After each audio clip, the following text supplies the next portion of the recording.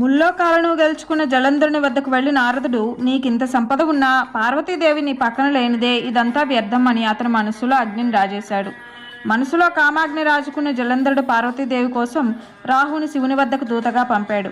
కైలాసం వెళ్ళిన రాహు శివునితో, నిత్యం శ్మశానంలో ఉండే దిగంబరుడవైన నీకు సర్వమంగళైన పార్వతి భార్య ఎలా అయింది అని అంటుండగానే పరమశివుడి బ్రుకుటి ముడిపడి దాని మధ్యలో నుండి రౌద్రాకారం ఒకటి బయటకు వచ్చి రాహుని పట్టుకుని మింగబోయింది.